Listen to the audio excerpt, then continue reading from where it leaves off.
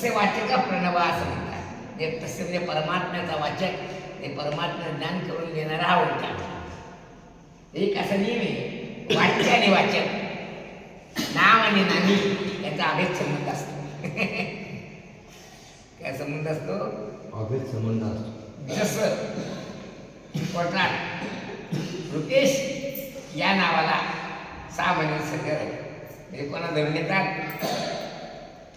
ज्याचं नाव रुपेश ती जी व्यक्ती असेल तिला धरून येतात. म्हणून वाच्य आणि वाचक यांचा अभेद संबंध असतो असा शास्त्रार्थ आहे. पुढे म्हणून ओंकार हा परमेश्वराचा वाचक आहे. हा याला सुद्धा बीज मंत्र म्हटले आहे. कारण याच्यापासून संपूर्ण शब्दसृष्टी निर्माण झाली. जगामध्ये जेवढे अक्षर आहेत ते सगळी अक्षर कोणापासून निर्माण झाले? ओंकारापासून.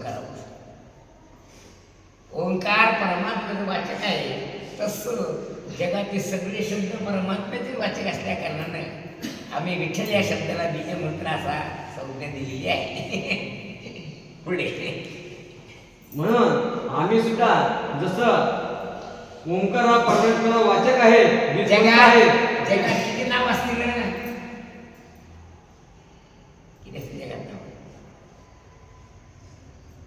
अनेक नाव, अनंत. म्हणून अनंताचं नाव सुद्धा अनंत आहे. काय एकनाथ महाराज सांगतात, अनंतासी अंत पाहता नाही, अनंताला अंत नाही. तसं नावाला सुद्धा अंत नाही. पण उपासना करण्याकरता व्यासांनी म्हणा किंवा शिवभक्तांनी म्हणा, जसं विष्णू सहस्रनाम आहे तसं शिवसहस्रनाम सुद्धा आहे. कसं आहे, तेव्हा देवाचे 1000 नावं व्यासांनी एका ठिकाणी विकसित करून ठेवले. पण तसं पाहिलं, हजारो नाही, लाखो, कोट्यावधी, करोडो करोडो करोडो करोडो इतके नाव भगवंताचे. तो का सांगितलं ना, त्याला विचारलं तू कोण आहे? तर ते म्हणजे जगात जेवढे नाव असतील ते सगळे माझे. पुढे विठाई, किठाई, कृष्णाई, कान्हाई हे जे नाव आहेत, ते किठाई नाव होतं, त्याचं नाव आहे देवाच किठाई.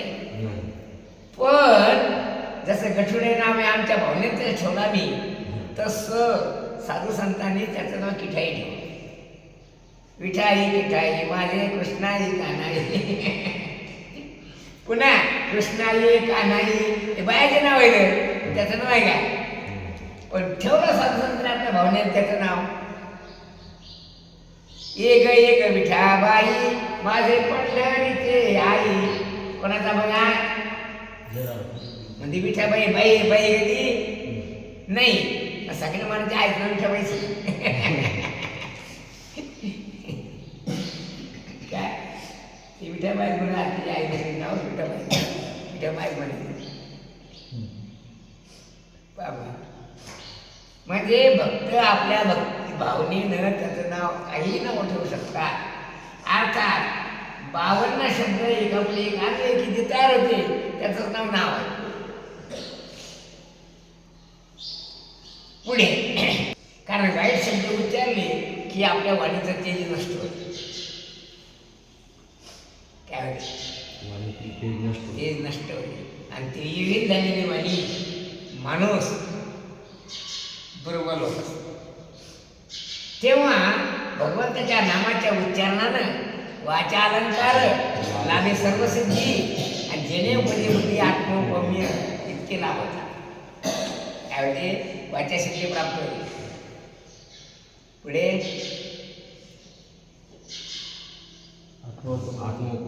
वाचा अलंकार प्राप्त होते, वाचासिद्धी प्राप्त होते. काय पुढे? वाचा अलंकार आले सगळे आत्मपूर्ण बुद्धी प्राप्त होते, बुद्धिभाव संपन्न होते. आणि शेवटची गोष्ट ब्रह्मनिर्वाण अवस्था त्याच्या बुद्धीला इतके 5 फायदे देवाच्या नावाचं उच्चारण केलं आणि सतत देवाचं नाव उच्चारण केलं तर ती वाणी सुद्धा पवित्र होत. म्हणून शहाण्या माणसानं वाईट शब्द आता थोडंसं काढूच नंतर मग असं केलं उच्चारतो तर तू त्या तसं कर, पण वाईट शब्द उच्चारणे म्हणजे आपल्या वाणीचं ते नष्ट करणे आहे असा अर्थ होतो. तेव्हा ज्याची वाणी वाईट शब्द उच्चारण्यानं भ्रष्ट झालेली आहे त्याने विठ्ठलाच्या नामाचं उच्चारण करावं असं ज्ञानेश्वर मला म्हणाले. आता गुरुभक्ताचे नाव घेऊ तिने वाचेशी प्रायश्चित्त. तेव्हा विठ्ठलाच्या नामाचं उच्चारण केलं असता वाचेला प्रायश्चित्त होती आणि वाचा पवित्र. पुढे म्हणून विठ्ठल या नामाचं उच्चारण केलं असता, विठ्ठल या माणसाचं उच्चारण केलं असता माणसाचं मन स्थिर होते आणि आपली चंचलता निघून जाते आणि चंचलता निघून गेल्यानंतर माणसाला समाधानाची अवस्था प्राप्त होते. माणूस समाधान राहतो. एषा ब्राह्मणी स्थिती पार्थ एनाम प्राप्त नवी. ही ब्रह्मनिर्वाण अवस्था आहे आणि याला ही जर अवस्था प्राप्त झाला तर असे अंतकाले ती मराठी वेळ जरी आली तर ही अवस्था विचलित होती नाही. त्याला ब्रह्मनिर्वाण अवस्था असं म्हणतात. मग ब्रह्मनिर्वाण वृत्ती असं.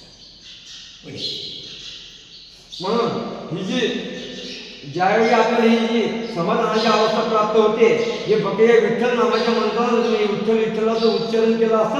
शब्द मननात येते इथे मंत्र हा म्हणजे त्या शब्दाचं मनन म्हणजे सतत उच्चारण केला असता मृत्यूच्या भयापासून माणसाचं तरुण घडते म्हणून त्याला मंत्र म्हणतात. काय मननात येते. जसं उद्या विठू असला काय मग लोक काय येतात मंत्र टाकतात. मंत्र टाकतात म्हणजे काय करतात शब्दाचं उच्चारण करतात. अरे त्या शब्दाचं उच्चारण केलं असता विंचवाच्या पिढीपासून माणसाचं निवारण होते. अर्थात दुःखापासून ज्याचा तारण घडते मननात येते ती मंत्रा मंत्र मंत्र काय म्हणतात. पुढे आता म्हणजे देव घ्या फुका देव घ्या फुका नलगे रुका मोल काय हे फुकट मान देऊन पैसे लागले. हे बदमाश असेल तर तिला पैसे देऊन जातात पैसे फुकट घ्यायला इतके बदमाश होते. कारण जन्मांतरीचे पाप यांच्यामुळे व्हायचं म्हणून फुकट देव घ्यायला तयार नाही पण विकत वाईट संस्कार घ्यायला तयार. तुका म्हणे साधना सुलभ मोमटी. पुढे